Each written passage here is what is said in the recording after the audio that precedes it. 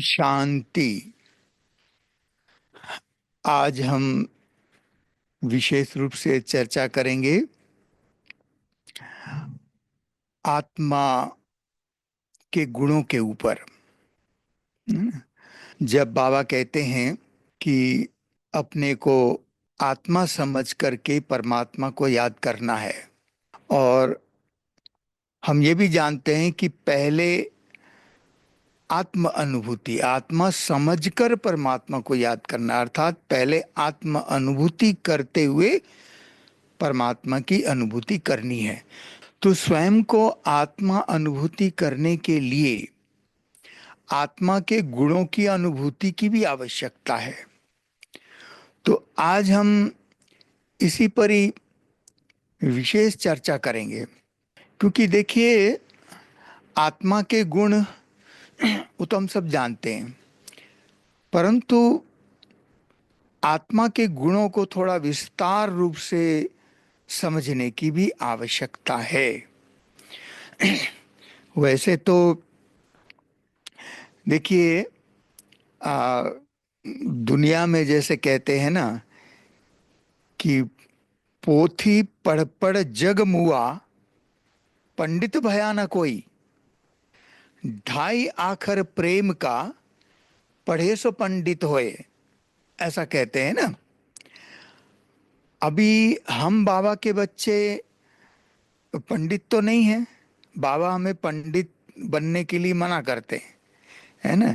क्योंकि बाबा कहते हैं ना, पंडित कौन है है ना। तो पंडित बाबा किसको कहते हैं? पंडित वो है जो खंडित है, धारणा में धारणा नहीं है। ज्ञान बहुत अच्छा सुनाएंगे परंतु धारणा नहीं है, तो ऐसे को कहेंगे पंडित, क्योंकि धारणा में खंडित है। तो पंडित खंडित है, और जो खंडित है वो दंडित जरूर होता है, उसको सजा बहुत मिलती है।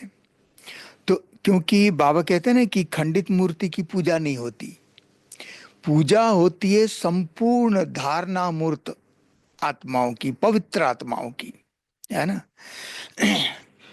वो खंडित मूर्ति तो म्यूजियम में रखा जाता है, ऐसे बाबा कहते हैं। तो अभी शिव बाबा ने हम आत्माओं को ब्राह्मण बनाया है। हम ब्राह्मण है, पंडित नहीं है, है ना। तो हमने इसलिए स्लोगन को चेंज कर दिया है। स्लोगन को हमने क्या चेंज कर दिया है? हमने ये कहा कि पोथी पढ़ पढ़ जग मुआ, ब्राह्मण भया न कोई, ढाई आखर आत्मा का, समझे सो ब्राह्मण होए, है ना। आत्मा भी ढाई अक्षर का ही तो है ना, आत्मा भी ढाई अक्षर का है। तो स्वयं को आत्मा समझना है। अब आत्मा समझने के लिए आत्मा के गुणों को भी हमें जानना होगा। तो हम सभी जानते हैं आत्मा के 7 गुण होते हैं, है ना। आत्मा के 7 निजी गुण होते हैं, है ना। तो अब वो 7 निजी गुण है, वो कौन कौन से हम सब जानते हैं, परंतु इन 7 गुणों का भी एक क्रम होता है, इसका भी एक क्रम होता है। अब वो क्रम कौन सा है?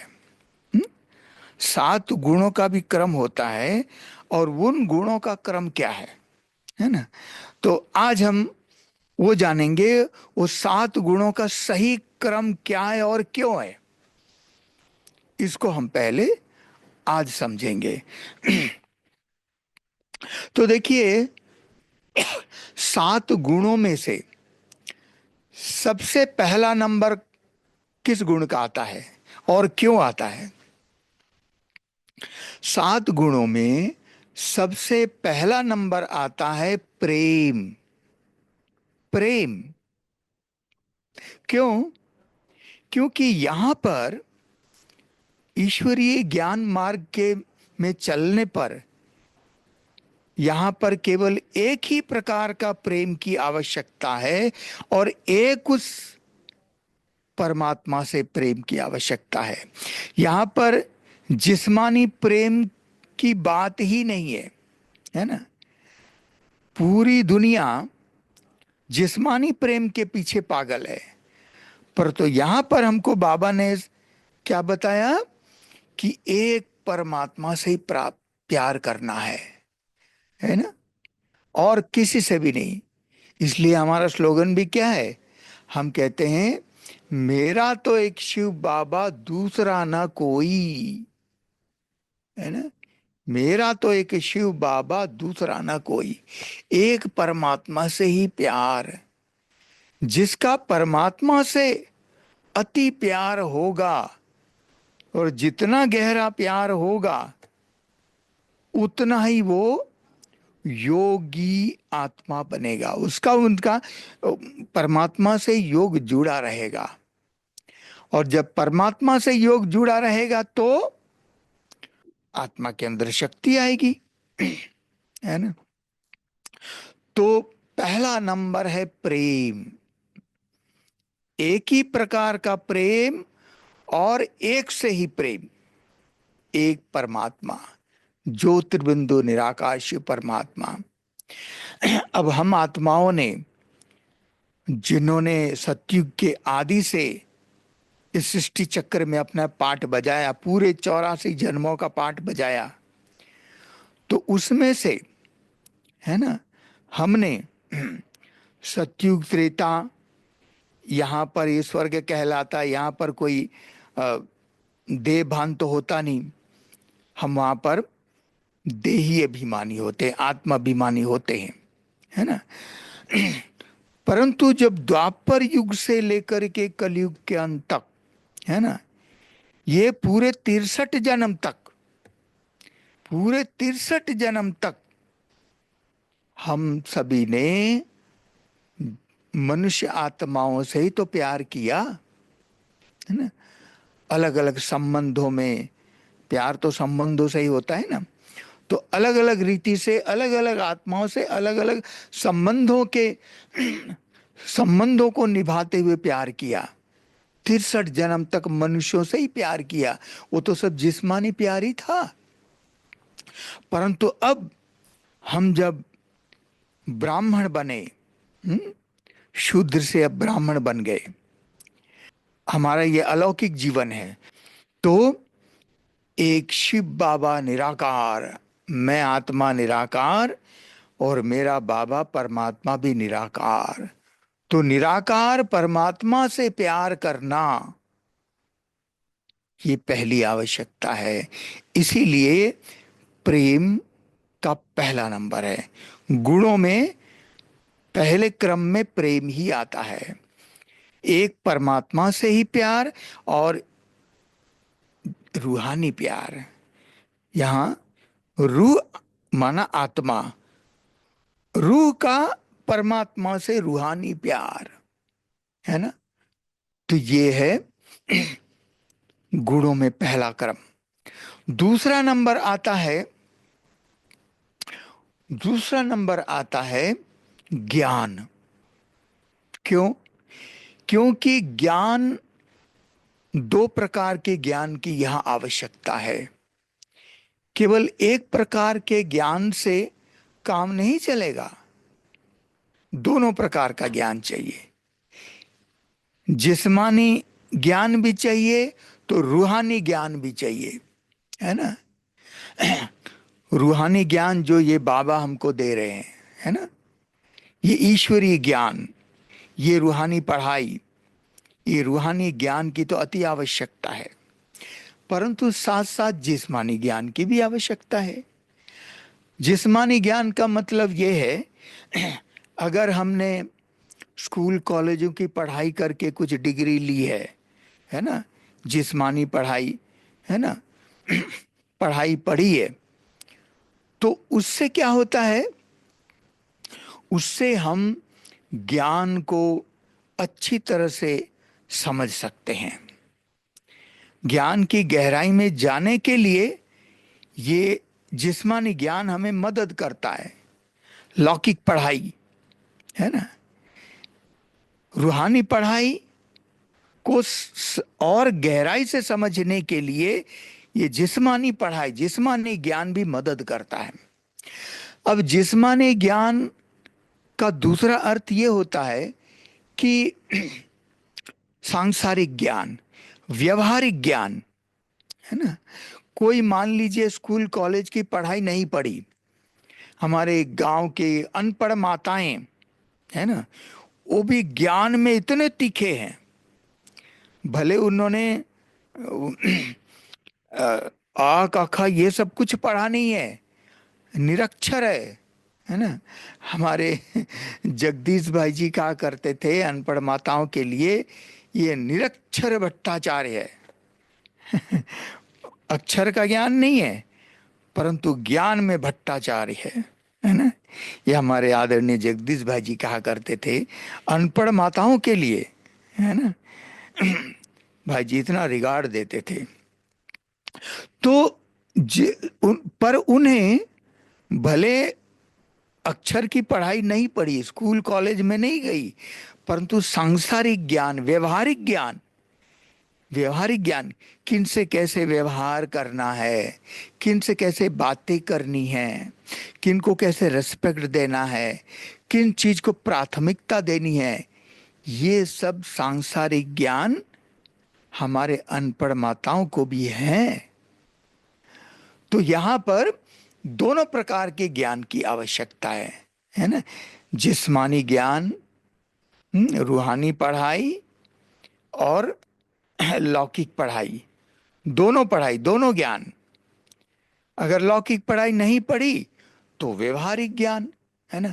अगर व्यवहारिक ज्ञान नहीं होगा, केवल जिस्म रूहानी ज्ञान ही होगा, जिस्मानी ज्ञान होगा ही नहीं, तो हम दुनिया में ठगे जाएंगे, बिल्कुल। क्योंकि ये दुनिया तो मतलब ही है ना।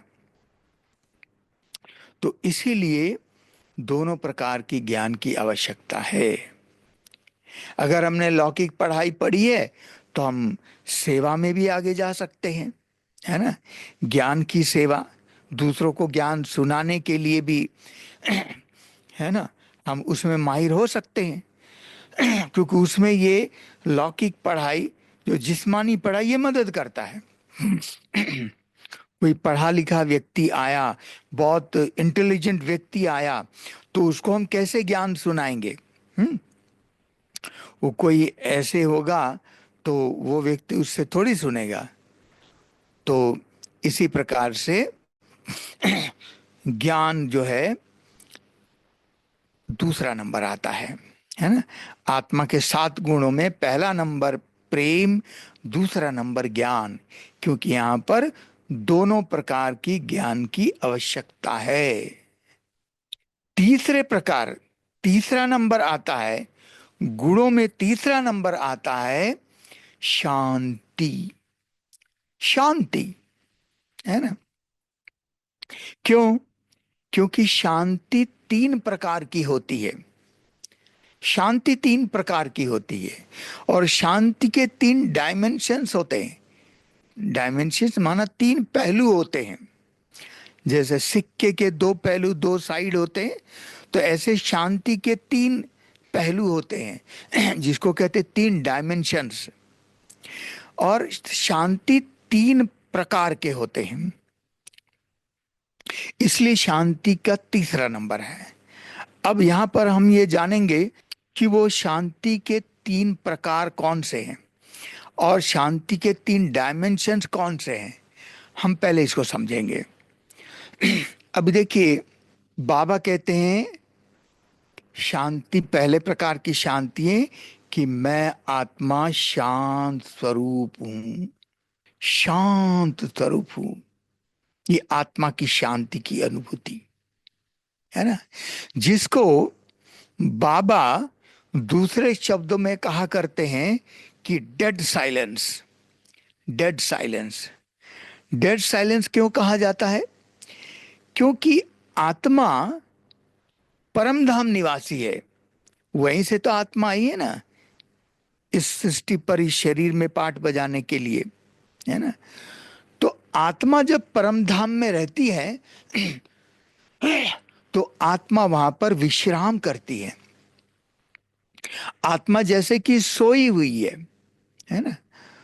तो आत्मा जैसे कि डेड है, इनएक्टिव मोड में है। मन बुद्धि संस्कार परम धाम में आत्मा में होते हैं, परंतु आत्मा में ये मन बुद्धि संस्कार होते हुए भी वो परम धाम में वो इनएक्टिव मोड में है ना, वो सुषुप्त अवस्था में है। ये मन बुद्धि संस्कार परम धाम में काम नहीं करते हैं। आत्मा सोई हुई है, विश्राम कर रही है। तो ये तो जैसे कि यही हो गया कि डेड। तो ये कहना अतिशयोक्ति नहीं होगा कि शरीर इस ये इसको मृत्यु लोग कहते हैं ना। तो शरीर यहां मरता है और आत्मा जैसे कि वहां मरती है। भले आत्मा अमर है, परंतु आत्मा परमधाम में रहते हुए कि जैसे कि डेड है, क्योंकि इनएक्टिव मोड में है। मन बुद्धि संस्कार वहां परमधाम में काम ही नहीं कर रहा है। तो इसीलिए आत्मा की शांति को कहा जाता है डेड साइलेंस, है ना। अब दूसरे प्रकार की शांति है, हम आत्माओं का घर परम धाम शांति धाम है, उसको शांति धाम कहते हैं। तो परम धाम की जो शांति है उसको दूसरे शब्दों में बाबा कहा करते हैं कि डीप साइलेंस।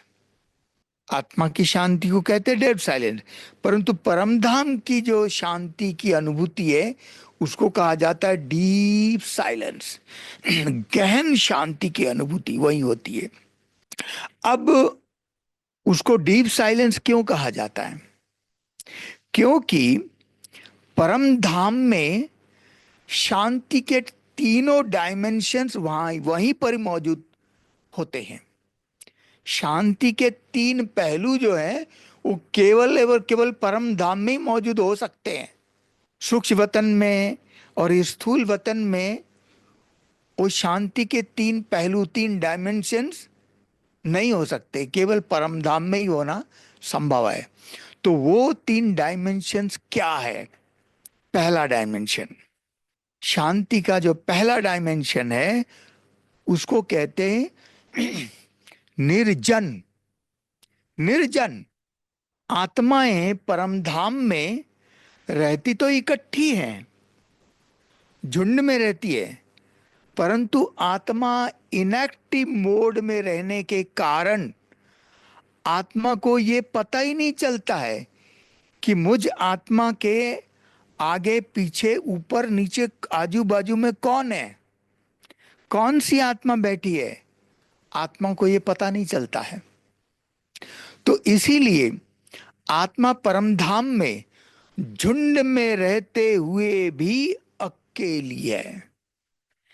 इसको कहते हैं निर्जन, सॉलिट्यूड। निर्जन है पूरे संगठन में, परंतु आत्मा को पता ही नहीं है कि मेरे आगे पीछे आजू बाजू में है कौन, क्योंकि आत्मा इनएक्टिव मोड में है ना। तो शांति का पहला डायमेंशन हो गया निर्जन। अब शांति का दूसरा डायमेंशन जो है उसको कहते हैं निशब्द। निशब्द, वहां कोई शब्द नहीं, कोई साउंड नहीं, या यूं कहेंगे निर्वाण। वहां कोई वाणी नहीं है, वहां कोई आवाज नहीं है, शांति है। कहीं पर कहते ना कि भाई इतने लोग हैं। जब हमारे शांति वन में डायमंड हॉल में अव्यक्त बाप दादा आते हैं, इतने 20-25 हजार लोग इकट्ठे डायमंड हॉल में रहते हुए भी ऐसे लगता है जैसे पिन ड्रॉप साइलेंस। इसका मतलब एक पिन भी गिरेगा तो भी उसकी आवाज आएगी, इतनी कोई आवाज नहीं। तो ऐसे परम धाम में कोई आवाज नहीं। इस दुनिया में तो खैर आवाज के बिना हो ही नहीं सकता। ये मुहावरा है, कहने में आता है पिन ड्रॉप साइलेंस, परंतु आवाज तो कोई किसी की खांसी की आवाज, कुछ नहीं तो पंखे की आवाज, है ना। कोई ना कोई आवाज तो होता ही है। कोई ना कोई तो चिड़िए की आवाज होते है ना।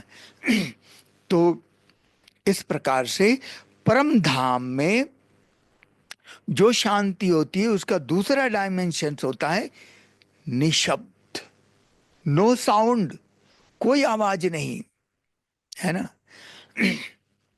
अब शांति का जो तीसरा डायमेंशन है उसको कहते हैं निश्चल। निश्चल, कोई हलचल नहीं, वहां पर कोई गति नहीं है, कोई हलचल नहीं है, कोई मोमेंट नहीं है, कोई गति नहीं है। तो ये शांति के तीनों डायमेंशंस केवल और केवल परम धाम में ही होना संभव होता है। ये तीनों शांति के डायमेंशंस न तो सूक्ष्म वतन में हो सकते हैं और न ही स्थूल वतन में हो सकते, है ना। इस दुनिया को तो कहा जाता है टॉकी वर्ल्ड। इस साकार मनुष्य लोक की तीन विशेषताएं हैं, लाइट, साउंड एंड मोशन। यहाँ तीनों चीजें, यहाँ लाइट भी है, साउंड भी है, आवाज भी है, और मोशन, गति भी है ना। तो जहां गति है वहां शांति नहीं हो सकती, है ना। जहां आवाज है वहां भी शांति नहीं हो सकती। परंतु जहां पवित्रता है, सतयुग में पवित्रता है, इसीलिए पवित्रता ही सुख शांति की जननी कहा जाता है। इसीलिए वो, है ना, सुख धाम, सतयुगी दुनिया को सुख धाम कहा जाता है। स्वर्ग, सतयुग त्रेता युग को सुख धाम। तो इस दुनिया की तीन विशेषता, light and sound and motion, और सूक्ष्म वतन में एक चीज मिसिंग है। वो कौन सा है? सूक्ष्म वतन में साउंड नहीं होता है, गति होती है और सफेद लाइट होती है ना। परंतु वहां पर आवाज नहीं होता है ना। वहां पर फरिश्ते के होंठ हिलते हैं परंतु आवाज नहीं निकलते हैं, संकल्पों की भाषा होती है ना। परंतु परम धाम में दो चीज मिसिंग है, केवल एक ही चीज होती है परम धाम में। केवल जो ब्रह्म तत्व, जो स्वयं प्रकाशित प्रकाश है, तो ब्रह्म तत्व की लाइट होती है ना, सेल्फ इल्यूमिनस लाइट, सुनहरा लाल रंग का प्रकाश, लाइट चारों ओर व्याप्त होता है। यही इस दुनिया के जैसे सूर्य चांद की लाइट वहां पर नहीं होती है। वहां परम धाम में जो ब्रह्म तत्व है खुद ही लाइट है ना। और उस लाइट में ज्योति स्वरूप आत्मा निवास करती है ना। तो परम धाम में केवल लाइट है, आवाज भी नहीं है और गति भी नहीं है ना। तो परम धाम में ये तीनों प्रकार की शांति मौजूद होते हैं, है ना। निर्जन, निशब्द और निश्चल, ये शांति के तीन पहलू होते हैं।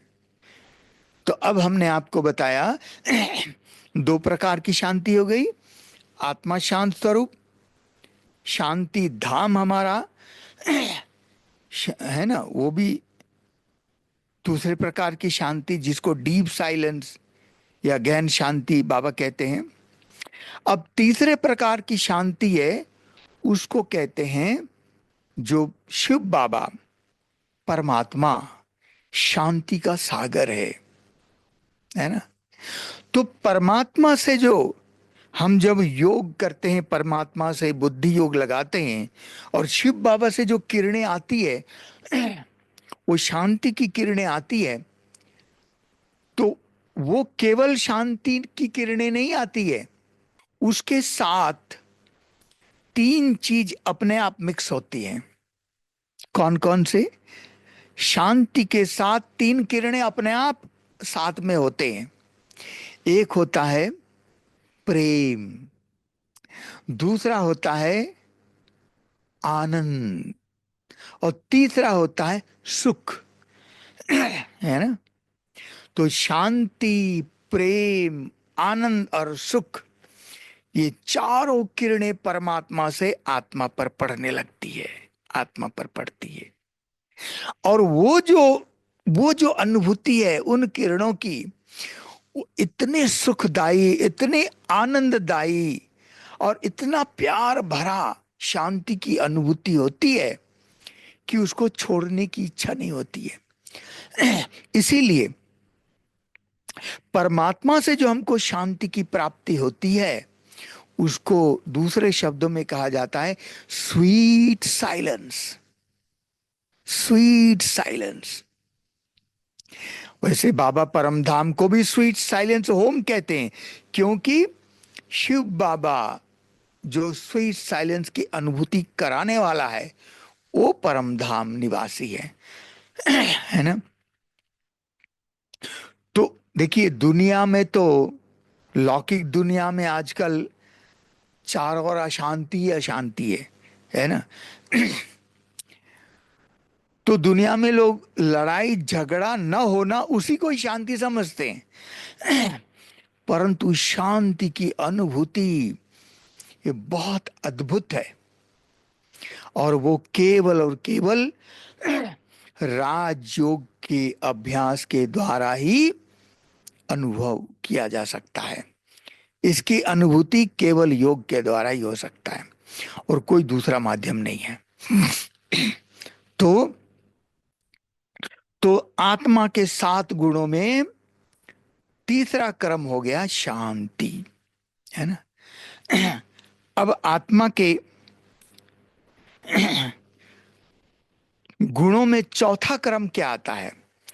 चौथा क्रम आता है, वो है सुख। सुख। क्यों? क्योंकि सुख 4 प्रकार के होते हैं। सुख 4 प्रकार के होते हैं, है ना। अब देखिए,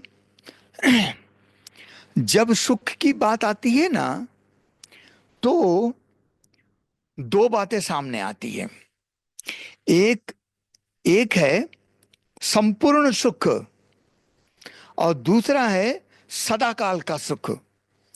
तो मनुष्यों को दोनों चाहिए, संपूर्ण सुख भी चाहिए और सदाकाल का सुख भी चाहिए। परंतु आजकल के मनुष्यों को ये पता ही नहीं है कि संपूर्ण सुख कहते किसे हैं। तो संपूर्ण सुख जो है, 4 प्रकार के सुख को ही संपूर्ण सुख कहा जाता है। तो वो 4 प्रकार के सुख कौन से हैं? दुनिया में भी कहावत है, उन कहावतों से भी हम समझ सकते हैं कि देखिए, कहावत क्या है?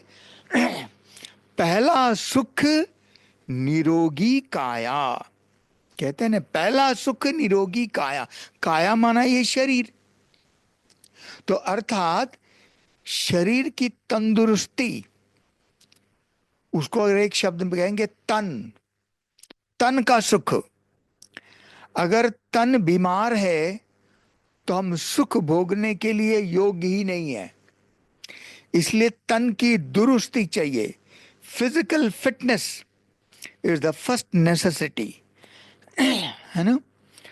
तो सुख जो है ना, तन, और सुख प्राप्त करने का यही 4 साधन है। तो पहला साधन है तन का सुख, तन की फिटनेस, फिजिकल फिटनेस, है ना। दूसरा प्रकार है केवल तन की ही दुरुस्ती, तन की फिटनेस बनी रहे, केवल इससे ये सफिशिएंट नहीं है।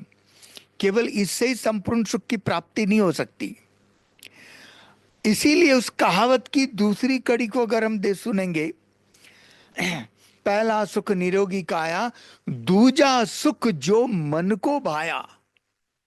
दूजा सुख जो मन को भाया, अर्थात मन का सुख। केवल तन का सुख ही नहीं, मन का सुख भी, की मन के सुख की भी आवश्यकता है ना। जो मन को सुकून मिले, है ना। तो केवल फिजिकल फिटनेस सफिशिएंट नहीं है, तन की दुरुस्ती के साथ साथ मन की भी दुरुस्ती चाहिए। जैसे तन बीमार है तो सुख नहीं प्राप्त कर सकते, इसी प्रकार से अगर मन बीमार है तो मन के सुख को भी अनुभूति नहीं कर सकते। तो आज की दुनिया में मन की सबसे बड़ी बीमारी है तनाव, टेंशन। टेंशन, है ना, तनाव। आज छोटे से बच्चे लेकर के बूढ़े तक सबको तनाव है, सबको टेंशन है। अलग अलग रीति से होगा, है ना, परंतु टेंशन तो जरूर है ना। मैं तो हंसी में हमेशा ये कहता हूं कि देखिए, होता मन, मन की बीमारी, टेंशन तनाव मन की बीमारी है, तो इसको कहना चाहिए मनाओ, परंतु कहा जाता है तनाव। क्यों? क्योंकि उस बीमारी से तन में भी असर पड़ता है ना। डॉक्टर लोग भी कहते हैं ना कि मन की बीमारी से तन में अनेक बीमारी आ जाती है। इसलिए अगर मन खुश होगा, मन अच्छा होगा, चंगा होगा, तो हमारे तन की बीमारी भी खत्म हो जाएगी, है ना। उसको मन से जो तन में की बीमारी का असर पड़ता है उस, तो ये शांति के तीनों डायमेंशंस केवल और केवल परम धाम में ही होना संभव होता है। उसको कहते हैं ना साइकोसोमेटिक डिजीजेस, है ना। तो सुख प्राप्त करने का दूसरा साधन क्या हो गया? मन। तो ये दूसरे प्रकार का सुख, पहला है मन का सुख, तन का सुख, दूसरा है मन का सुख। अब तीसरे प्रकार का सुख कौन सा है? सुख प्राप्त करने का तीसरा साधन क्या है? फिर उस कहावत की अगली कड़ी को देखिए। पहला सुख निरोगी काया, दूजा सुख जो मन को भाया, तीजा सुख है धन से आया। तीजा सुख है धन से आया, अर्थात धन का सुख। आज दुनिया में कुछ भी कार्य करने जाओ तो पहले तो धन की आवश्यकता होती है ना, है ना। धन के बिना तो कोई भी काम नहीं हो पाता, है ना। तो आज पूरा जीवन मनुष्य धन कमाने में लगा देता है ना। धन कमाने के लिए अपने शरीर की चिंता भी नहीं करते, परंतु जब शरीर बीमार पड़ जाता है तो उसी जो धन कमाया, जमा किया, उसको फिर शरीर की बीमारी ठीक करने के लिए उसको खर्चा करते हैं, परंतु धन के पीछे लगे रहते हैं, है ना। तो लोग समझते हैं ना कि धन से ही सुख आता है, परंतु नहीं, धन से ही सभी सुख नहीं प्राप्त कर सकते, है ना। धन एक सुख प्राप्त करने का साधन जरूर है, परंतु धन ही सब कुछ नहीं है ना। तो तो धन की आवश्यकता तो है, परंतु जैसे देखिए, दुनिया में ऐसे भक्ति मार्ग में कहा जाता है कि 14 रतन गाए हुए हैं, 14 प्रकार के धन कहते हैं, 14 रतन। हाँ, जो समुद्र मंथन में 14 रतन निकले, वो 14 प्रकार के धन कहे जाते हैं। उसमें से एक धन था अमृत का कलश। तो वो अमृत का कलश कौन सा है? वास्तव में वो ज्ञान अमृत है। ये ईश्वरीय ज्ञान, यही अमृत है ना।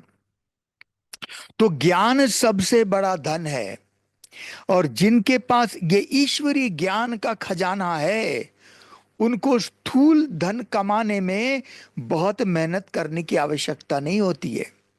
क्यों?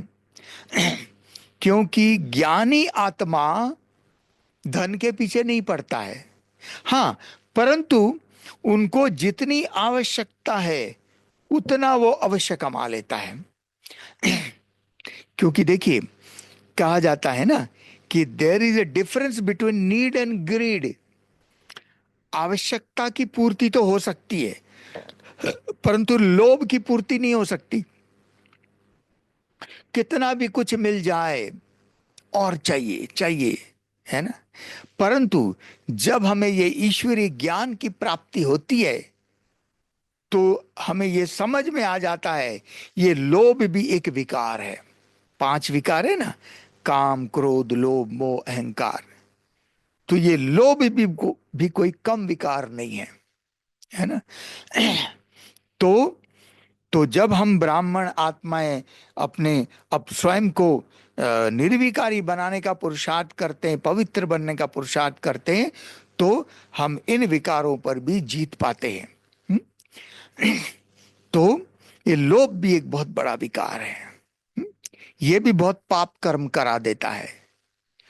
तो इस पर भी हम सभी आत्माएं अटेंशन रखते हैं। तो धन कमाना जरूर है, क्योंकि धन के बिना तो कुछ भी कार्य नहीं होगा, है ना। सतयुग में देवी देवताओं को सोने के ताज भी दिखा देते हैं, हीरे जवाहरत के ताजदारी भी दिखाते हैं, डबल ताज। लाइट का ताज भी होता है, जिसको पवित्रता का ताज कहते हैं। आत्माएं वहां पवित्र होती हैं, और साथ साथ स्वर्ण मुकुट, हीरे जवाहरत जड़े हुए, वो भी दिखाते हैं। तो मुकुट किसके पास होगा? जिनके पास अथाह धन होंगे वो नहीं होंगे ना, उन्हीं को ही तो होगा ना। तो तीसरे प्रकार का सुख है धन का सुख। हम्म? शिव बाबा कहते हैं, मैं गरीब निवाज हूं। हम बाबा के बच्चे गरीब हो सकते हैं, बहुत साहूकार, बहुत मल्टी मिलियनर भले नहीं होंगे, गरीब होंगे। गरीब का मतलब कि हम अपने जीवन यापन करने के लिए जितना यथेष्ट धन है उतना तो हम कमा ही लेंगे, कमा ही लेते हैं। वो है गरीब। शिव बाबा गरीब निवाजे, पर दरिद्र निवाजे नहीं है। दरिद्र निवाजे नहीं है। हम्म? बिल्कुल भिखारी है, खाने के लाले पड़ रहे हैं, ऐसे नहीं है। बाबा के बच्चे अगर कोई ऐसा है और ज्ञान लेता है, तो उसकी वो गरीबी, वो दरिद्रपना दूर हो जाएगा, है ना। बिल्कुल। हम बाबा के बच्चे बने हैं, और सब बाबा पर जब हम न्यौछावर करते हैं, अर्पण करते हैं, है ना, तो हमारी जिम्मेवारी खुद बाबा उठाता है ना। कहीं से भी बाबा जुगाड़ कर देगा। बाबा कभी भी हम बच्चों को भूखा नहीं रखेगा, है ना। ये बाबा ने कहा है ना। तो बाबा ने ये भी कहा कि विनाश काल के समय दुनिया भूखी मरेगी, पर हम बाबा के बच्चों को बाबा दाल रोटी जरूर खिलाएगा। ये भगवान ने गारंटी की है, ये भगवान की गारंटी की है। हाँ, शर्त कंडीशन वही है, जो बाबा के पक्के और सच्चे बच्चे होंगे, है ना, पक्के और सच्चे, उनको बाबा दाल रोटी अंतिम समय तक जरूर खिलाएगा। ये बाबा ने गारंटी की है ना। तो हम बात कर रहे थे सुख की। तो तीसरे प्रकार का सुख है धन का सुख। अब चौथे प्रकार का सुख कौन सा है?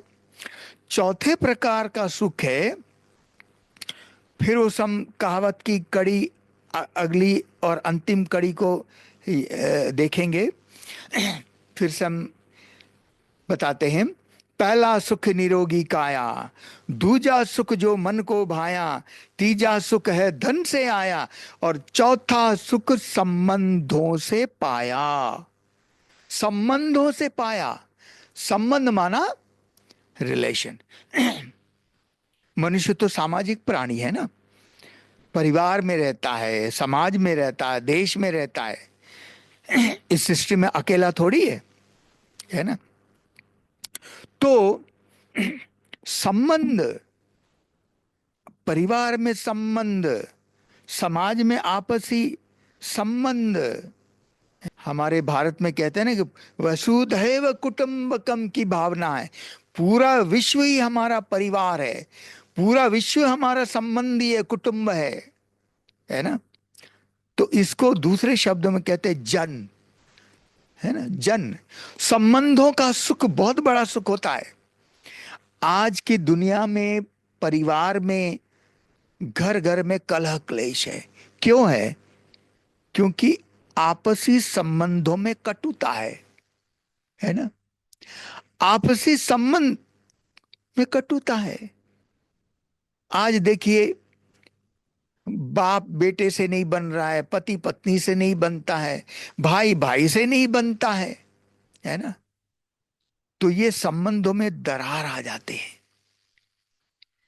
तो संबंधों में अगर कटुता है तो वो व्यक्ति, भले उसके पास बाकी तीनों चीज होंगी, परंतु अगर संबंधों में कटुता है तो उसका जीवन ही नरक जैसा बन जाता है।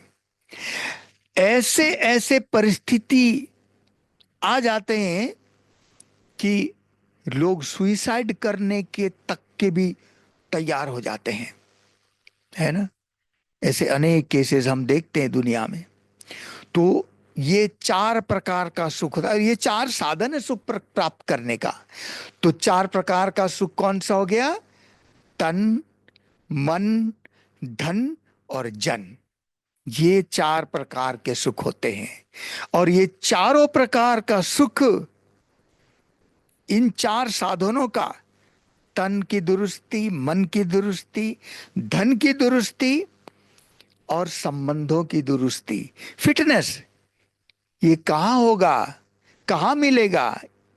ये इसको फिट करने के लिए, इसकी फिटनेस लाने के लिए कहाँ जाएंगे? बाबा ने, शिव बाबा ने इसकी, इन चारों की दुरुस्ती के मरम्मत करने के लिए यही एक गैरेज बनाया है। ये प्रजापिता ब्रह्मा कुमारी ईश्वरीय विश्वविद्यालय, ये हमारा विश्वविद्यालय भी है, तो परिवार भी है, हॉस्पिटल भी है ना, जिससे तन की दुरुस्ती भी होती है। तो ज्ञान का खजाना भी है ना। तो यही एकमात्र बाबा के शब्द में, बाबा कहते ही हट्टी है, एक ही हट्टी है। अगर किसी को, देखिए, संपूर्ण सुख अगर प्राप्त करना हो तो इन चारों प्रकार के सुख प्राप्त करने को ही संपूर्ण सुख कहा जाता है। इसके प्रकार से कोई पांचवा सुख है ही भी नहीं है ना। आज दुनिया में अगर लोग दुखी हैं तो इन्हीं चारों के कारण दुखी है ना। तन बीमार है तो दुखी है ना। मन टेंशन है तो दुखी है। धन नहीं है तो दुखी है, बहुत धन है। आज तो देखिए, आज दुनिया में क्या क्या देखते हैं, है ना। कई लोग तो इतने जमा करके रखते, कईयों के पास नोटों के पहाड़ मिल रहे हैं, है ना। परंतु नोटों के पहाड़ उसको सुख नहीं दे पा रहा है, पकड़े जाते हैं तो फिर वो बेचारे दुखी हो जाते, है ना। धन, निर्धन है तो भी दुखी, अति धन है तो भी दुखी, संबंधों में कटुता है तो लोग दुखी हैं। तो इन दुख भी है तो इन चार कारणों से ही दुखी है। अगर सुखी होना है तो इन्हीं चारों साधनों की दुरुस्ती हमें करनी पड़ेगी। और उसकी दुरुस्ती कहाँ होगी? केवल और यहीं। इसीलिए हमारे यहाँ, कई कहते हैं ना, आपके यहाँ क्या सिखाया जाता है? तो हम कहते हैं कि हमारे यहाँ संपूर्ण सुखमय जीवन जीने की कला सिखाई जाती है ना। तो हमारे यहाँ जो ईश्वरी पढ़ाई होती ना, इसमें चार सब्जेक्ट्स होते हैं। चार सब्जेक्ट्स कौन से हैं? ईश्वरीय ज्ञान, सहज राजयोग, दिव्य गुणों की धारणा और ईश्वरीय सेवा। ये चार ही सब्जेक्ट क्यों है इस रूहानी पढ़ाई में? क्योंकि इन्हीं चार सब्जेक्ट के द्वारा इन चार साधनों की दुरुस्ती होती है ना। ईश्वरीय ज्ञान, ज्ञान धन सबसे बड़ा खजाना है, तो ये धन की फिटनेस लाता है। दूसरा सहज राजयोग, बाबा कहते हैं ना, ज्ञान से वेल्थ मिलता है, अर्थात धन मिलता है। बाबा के एक एक ईश्वरीय महावाक्य, बाबा कहते लाखों करोड़ों रुपए की है ना, इतनी कीमत है ईश्वरीय महावाक्य की, रूहानी पढ़ाई की। रोज जो हम मुरली सुनते हैं, है ना। तो इसलिए बाबा कहते हैं ज्ञान से हमको वेल्थ मिलता है, अर्थात धन मिलता है, और योग से हेल्थ मिलता है, तन की दुरुस्ती होती है ना। इसका विस्तार अलग है, पर हम उस विस्तार में नहीं जा रहे। है ना। और फिर दिव्य गुणों की धारणा के विषय से क्या मिलता है? इससे मन की फिटनेस आती है, मन की फिटनेस, है ना। अर्थात आज दुनिया में तनाव क्यों है, मन की बीमारी तनाव क्यों है? उसका एक ही मुख्य कारण है। अब घूम फिर के जितने भी आप कारण ढूंढ लो, उसका सार रूप में एक ही कारण मिलेगा, वो है नेगेटिविटी, नेगेटिव थॉट्स, नेगेटिव दृष्टिकोण।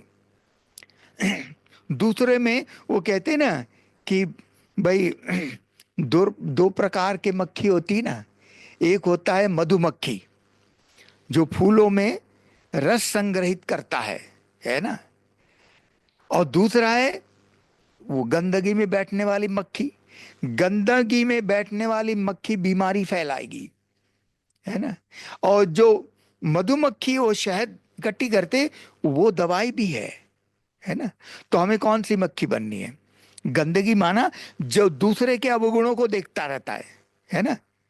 तो ये तो जैसे कि हम देखिए, ये एक नियम इसलिए कहा गया है कि as you think so shall you become. जैसा हम सोचते हैं वैसे बन जाते हैं। अगर हम दूसरों का नेगेटिव ही नेगेटिव देखेंगे, तो हम हमारा मन डस्टबिन बन जाएगा। दूसरे का अब देख रहे हैं दूसरे की अवगुण, तो वही अवगुण हमारे अंदर आ जाएगा। तो नेगेटिव देखने से हमारे अंदर गंदगी, डस्टबिन हम बन जाएंगे। उसके बजाय बाबा ने कहा है कि सबके गुणों को देखो, सबकी विशेषताओं को देखना है। तो उससे क्या होगा कि वो जैसे कि हम मधुमक्खी बन जाएंगे, है ना। तो तनाव का ये दिव्य गुणों की धारणा जो है, इससे हमारा मन पॉजिटिव बनता है। जब मन पॉजिटिव बन जाएगा, तो तनाव का प्रश्न ही नहीं उठता है ना। तनाव मुक्त जीवन जीने की कला अगर सीखनी हो, तो केवल और केवल ब्रह्मा कुमारी आश्रम में ही सीख सकते हैं, है ना। अब हमने बात की। अब ईश्वरी सेवा। अब ईश्वरी सेवा के सब्जेक्ट से हमारे संबंधों में मधुरता आती है। आप जिसकी सेवा करेंगे उनकी दुआएं मिलेंगी ना, है ना। इसके विस्तार में मैं नहीं जा रहा हूं, आगे की बात आपको बताता हूं। अब मैंने आपको बताया कि देखिए, सुख का क्रम चौथा हो गया। पांचवा जो है, गुणों में जो पांचवा क्रम है, वो है शक्ति। शक्ति, हाँ, अष्ट शक्तियां जरूर है। योग के द्वारा अष्ट शक्तियों की प्राप्ति होती है, परंतु उन अष्ट शक्तियों में पांच शक्ति बहुत महत्वपूर्ण है, जो फाउंडेशन है। अगर वो पांच शक्तियां आ गई, तो बाकी तीनों शक्ति अपने आप आ जाएगी। मतलब बहुत ज्यादा पुरुषार्थ नहीं करना पड़ेगा। परंतु ये पांच शक्तियां ब्राह्मण जीवन में बहुत जरूरी है ना। अभी मैं उसको इस पर हम फिर किसी क्लास में विस्तार से हम चर्चा करेंगे, क्योंकि ये लंबा है। अभी मैं इसको शॉर्ट में बता देता हूं वो पांच शक्तियां कौन सी है। पांच शक्तियों में पहली शक्ति है, वो है परखने की शक्ति। दूसरी शक्ति है निर्णय शक्ति। तीसरी शक्ति है सहन शक्ति। चौथी शक्ति है, उसको कहते हैं पावर टू डिटैच, अशरीरी बनने की शक्ति, है ना। पावर टू डिटैच, जिसमें हमारे वो ने कछुआ दिखाया गया है ना। विस्तार को संकीर्ण करने की शक्ति। कछुआ अपने अंगों को समेट लेता है और जब जरूरत है तब निकालता है। इसी प्रकार से, है ना, जब चाहे हम अपने शरीर से डिटैच हो जाएं और जब चाहे शरीर में आए, है ना। इसको कहते हैं पावर टू डिटैच, अशरीरी होने की शक्ति, है ना। और पांचवी शक्ति जो बहुत इंपॉर्टेंट है, वो है समाने की शक्ति, जिसको कहते हैं पावर टू एडजस्ट। सागर में सदी सारी नदियां आ जाती है और सागर उन सभी नदियों को अपने में समा लेता है। तो ये पांच शक्तियां बहुत महत्वपूर्ण है। वो क्यों है, फिर कभी हम आगे किसी वीडियो में आगे आपको चर्चा करेंगे उसमें। अब ये शक्तियों का क्रम पांचवा हो गया। अब गुणों में छठवां क्रम आता है, वो है आनंद। आनंद, आनंद शब्द का कोई विपरीत शब्द, विपरार्थिक शब्द होता ही नहीं है। आनंद को दूसरे शब्दों में खुशी कहा जाता है। खुशी, है ना। खुशी का विपरार्थिक गम होगा, परंतु आनंद का, आनंद अपने आप में एक विशेष है। अब जिसको हम खुशी कहें, तो खुशी, ये छठवां क्रम क्यों है गुणों का? क्योंकि खुशी 6 प्रकार की होती है। खुशी 6 प्रकार की है।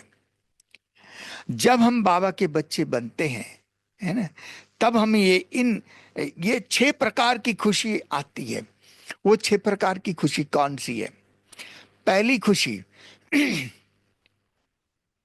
सारी दुनिया जिस परमात्मा को ढूंढ रही है, वो भगवान हमें घर बैठे मिल गया।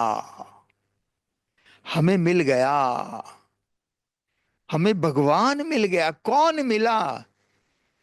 जो, जिसको सबसे, दुनिया की सबसे बड़ी से बड़ी प्राप्ति कहा जाता है, वो भगवान की प्राप्ति, भगवत प्राप्ति। हम हमें भगवान मिल गया, है ना।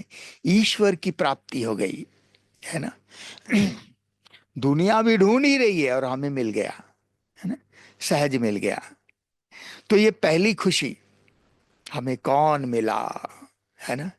दूसरी खुशी ये है कि भगवान के रूप में हमको सर्व संबंधी मिल गए। एक परमात्मा से सारे संबंध हमारे जुट गए। भक्ति मार्ग में केवल तो कहने के लिए कहते थे, परंतु हम प्रैक्टिकल अभी परमात्मा से संबंध निभा रहे हैं, परमात्मा से सारे संबंध की अनुभूति कर रहे हैं। कहते ने, त्वमेव माताश्च पिता त्वमेव, त्वमेव बंधुश्च सखा त्वमेव, त्वमेव विद्या द्रविणम त्वमेव, त्वमेव सर्वम मम देव देव। उस सब का सब संबंधों की अनुभूति हम यहाँ अभी ब्राह्मण जीवन में कर रहे हैं। तो ये दूसरी खुशी। आज दुनिया में लोग दुखी होते हैं ना, किसी की माँ मर गई, किसी का बाप मर गया, किसी का बेटा मर गया, किसी की पत्नी मर गई, किसी का पति मर गया, है ना। अब हमें भगवान के रूप में सर्व संबंधी, ऑल इन वन भगवान, वही मेरा बाप भी है ना, टीचर भी है, सदगुरु भी है, माता पिता सब, बंधु सखा सब है। तो भगवान के रूप में सर्व संबंधी हमें मिल गए, ये दूसरी प्रकार की खुशी। तीसरे प्रकार की खुशी ये है कि भगवान मिल गया, मुझे सब कुछ मिल गया, सब कुछ, सर्व प्राप्तियां हो गई। खुशी, कोई भी चीज मिलती है तो कितनी खुशी होती है। हमें तो सब कुछ मिल गया। इसलिए कहते हैं ना, ब्राह्मणों के अप्राप्ति नहीं कोई वस्तु ब्राह्मणों के खजाने में। तो हम जो ब्रह्मा कुमार कुमारियां ब्राह्मण बने हैं ना, हमारा अलौकिक जीवन, भगवान ने हमको सब कुछ दे दिया। अब हमें कुछ भी नहीं चाहिए। पाना था सो पा लिया, बाकी क्या रहा, है ना। सब कुछ प्राप्ति हो गई। ये तीसरी प्रकार की खुशी। चौथे प्रकार की खुशी ये है कि वाह रे मेरा भाग्य, वाह रे मेरा भाग्य।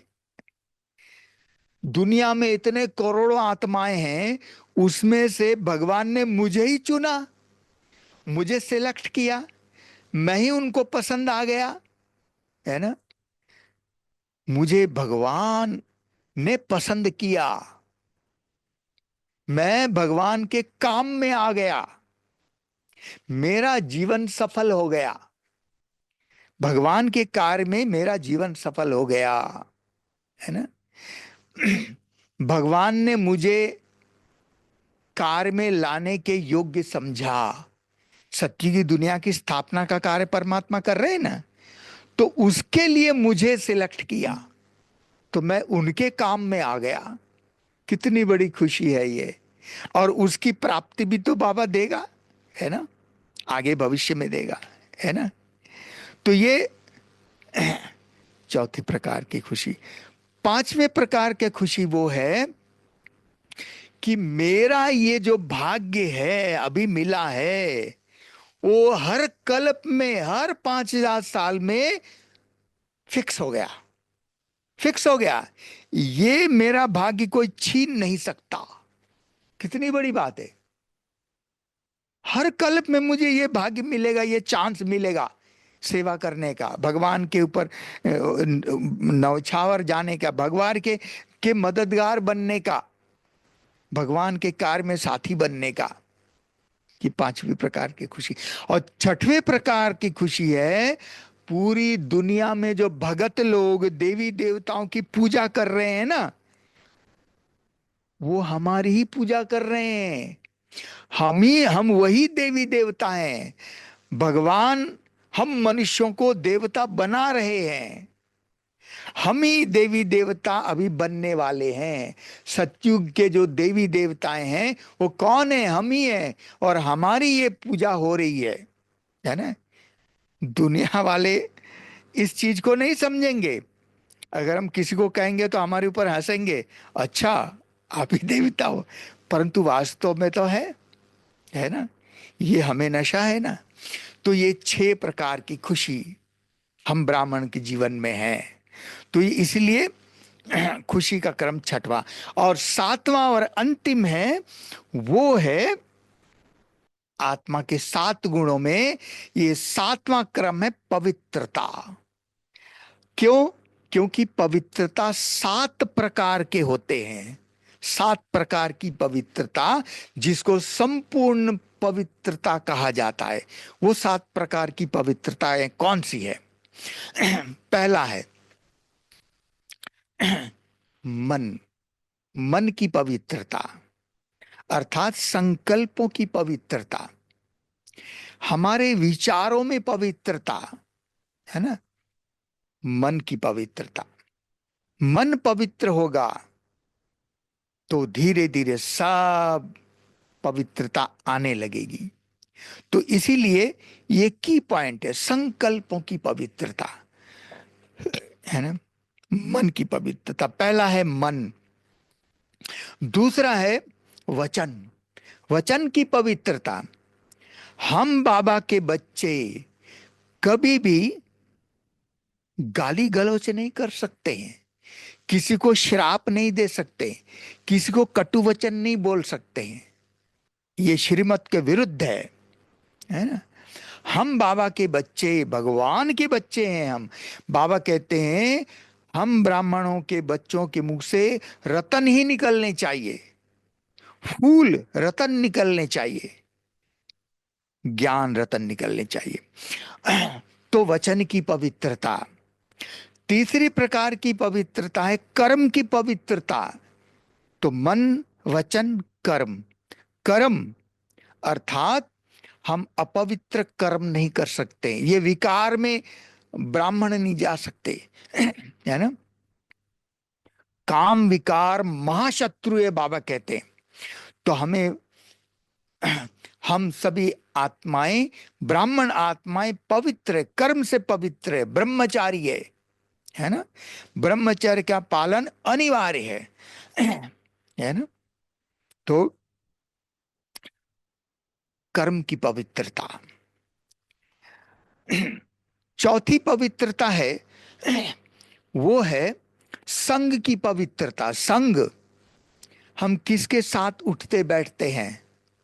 दुनिया में नौकरी धंधे में जाते हैं तो बहुत लोग मिलते, वो बात नहीं है, परंतु संग, किसके साथ मेरा उठने बैठने का इंटरेस्ट है।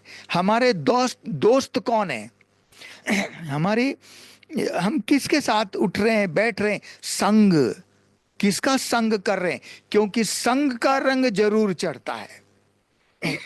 तो हम बाबा के बच्चे रोज जो हम आश्रम में आकर के हम योग करते हैं, मुरली सुनते हैं, सेवा करते हैं, तो ये है सत्संग, परमात्मा की याद।